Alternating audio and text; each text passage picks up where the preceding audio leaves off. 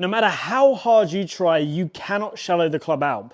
Now, the reason for this is because you are missing one vital matchup to your swing. So in today's video, I'm going to show you what this matchup is and how it is going to transform your golf game. You do not want to miss this video. Whenever you watch the best players in the world play, often they make shallowing the club and hitting the ball just look effortless and easy. Well, a large part of this is because they have their top of the backswing structure matched up to their swing length. Now, I see so many amateurs get this wrong, and here's the thing. When you get it wrong, you are shooting yourself in the foot, and from there, it is going to be so hard to get the club to shallow out the correct way early enough. So what players then have to do is they have to make these compensatory motions, which ultimately results in inconsistency, poor strike, and therefore poor golf. I'm going to run through what shorter backswing players need to have at the top of their backswing and what longer backswing players need to have and how you can train this. Firstly, what determines whether you are a shorter backswing player or a longer backswing player? Well, it's all to do with your length of backswing. Now, the key marker we have is shaft parallel to the ground at the top of the backswing. If the shaft is parallel or past parallel, you are going to be considered a longer backswing player. Now, if you're that golfer who is short of parallel, you can see right here with my iron that I am short of parallel, then you are going to be classed as a shorter backswing player. There are some players, and someone like Rory McIlroy could fall into this category, where with an iron, with a wedge, he is a shorter backswing player, but due to the amount of rotation he has, he is going to find that maybe with a driver, he gets more into a longer backswing player. So this is something that is really important to understand. So the first type of player we are going to run through is the shorter backswing player. Your backswing matchup is that at the top of the backswing, you want to see the shaft neutral to slightly laid off. Now, what does that mean? Well, if we take this white line on the screen behind me, if I am neutral, my club is going to be pointing parallel with that line, and if I am laid off, my club is going to be pointing to the left side of that line. So another way you could look at it is, where is the club head in retrospect to the hands? If it is behind the hands that way, then great job. That means that you are now in a laid off position. Now, why is it that we need to be in this position with a shorter backswing? Well, firstly, we've got to understand what is the center of mass of the golf club. And it is roughly where I can balance the club on my finger. So roughly around this point right here. When we are trying to shallow the club out, we are trying to get that center of mass behind our hands as fast as possible. Now, with a shorter length swing, we simply don't have the time to work that center of mass behind our hands. We don't have the same amount of time to work the club head behind our hands. So the reason we have to be neutral to slightly laid off is we sort of have to preset this with a shorter swing so that when I go to the top, it is already in that position. So now as I shift, you can see the club is now dropped onto plane and it is already in a shallow position. Great example of this is Jon Rahm. The guy has a very short swing, but because he gets that left wrist very bowed and he gets into that great laid off position at the top, he can then just rip his body through. And even though he has a shorter backswing, he's one of the longest hitters out there, and it's incredible to watch him hit. Now, what if you get this wrong? What is the absolute no-go if you've got a shorter backswing? Well, the no-go is you don't want to be across the line. Now again, let's think of this in terms of what we were saying in terms of the center of mass. Now you can see that the center of mass is this side of my hands. So in order to shallow the club out, I've got to manipulate the club to shallow behind me. Now again, some players can make this work, Matthew Wolff being one of them. However, this takes a lot of skill, a lot of manipulation, and it's hard to do for the regular golfer who just doesn't have the same amount of time as Matthew Wolff to practice. In this situation, what tends to happen is the golfer will have to do some sort of secondary tilt move to drop it under. Now you can see from here, my body's in a bit of a quirky position. It's going to be very hard to be successful, or they won't do that. They'll swing over the top, and then from there, they'll hit big old pulls and big old slices.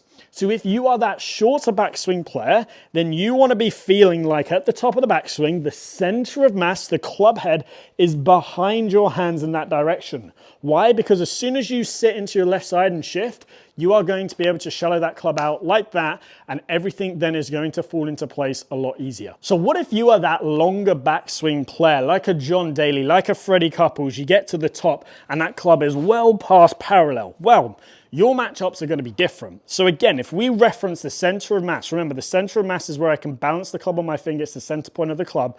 What we will find is that those players want to get across the line. So again, if we're using that white line as our target, we want the club at the top of the backswing to be pointing to the right side of that white line.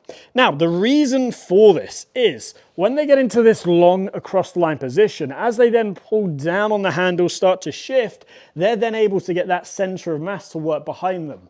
Why? Because they have more time to do so. Now, what is the no-go matchup to a longer backswing player? Well, the no-go matchup is that the club head is then pointing to the left of that white line down there. It's in a laid off position. We do not want to see that. Reason being is when it gets into this super laid off position, when they pull down on the handle, it's going to throw the center of mass back over their hands. It's going to steepen the shaft, and then from there, they're going to have to make some sort of matchup in the downswing. Again, very similar to the across the line with the shorter backswing player. It's probably going to come in some form of early extension, some secondary tilt. This is going to give them a chance of hitting the golf ball. Now, what if you're that golfer who is short with an iron and longer with a driver? Your best bet in that situation is to aim for neutral. Frankly, you can't go wrong with a neutral backswing.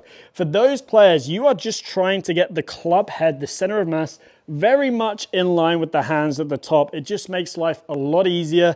Again, you are going to be sort of on the upper end of the shorter backswing, on the lower end of the longer backswing. So having it in that neutral position is going to give you the best possible chance in order to shallow that club out as fast as possible, so then you can get into moving your body correctly in the downswing.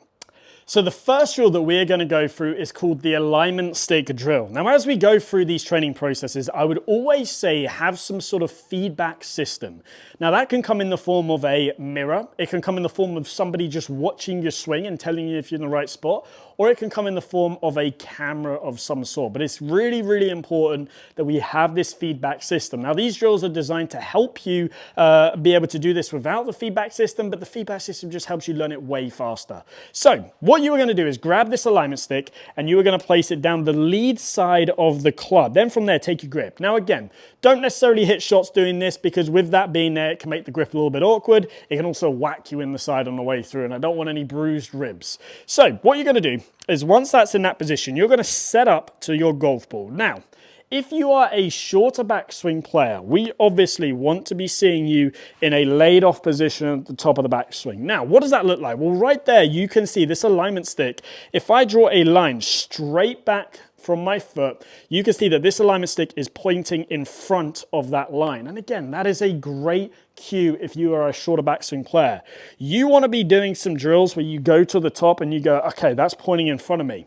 Now, Scotty Scheffler did an interview recently and he said this is a drill that he uses. He'll put a stick in the end of his golf club and it just gives him that visual sensation. He can see it in the corner of his eyes and he goes, okay, I know I'm in a good spot because I can see in my periphery vision that that is pointing in front of me. That is a great indication that you are in a laid off position at the top of the backswing.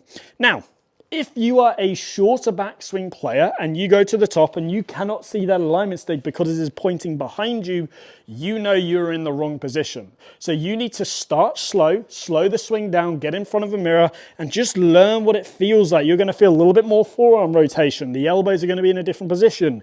You're going to feel what it feels like to have that alignment stick point in front of you. Let's say you're a longer backswing player. And again, let's use that line extending back from the back foot as our guide. That's sort of the dead neutral line.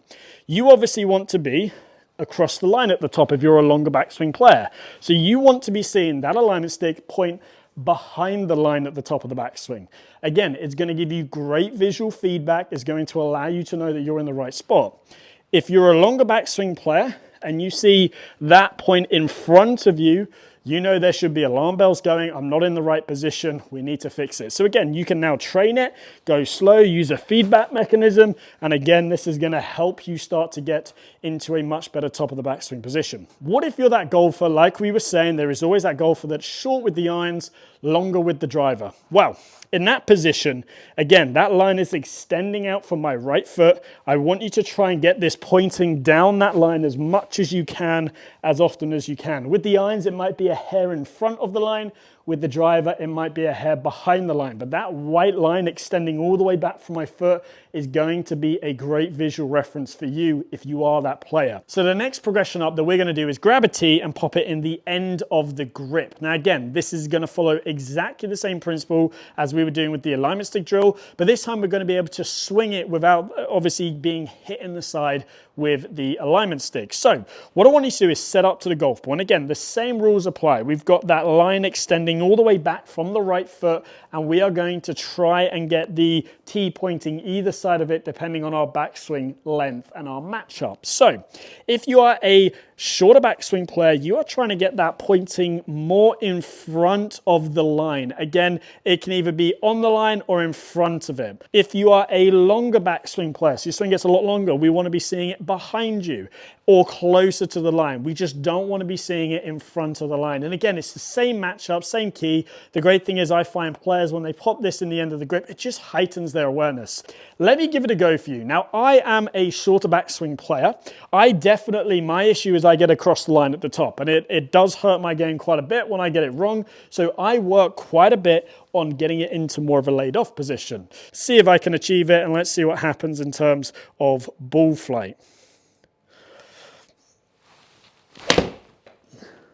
If you've enjoyed today's video, please give it a like and subscribe, and I hope to see you back here soon.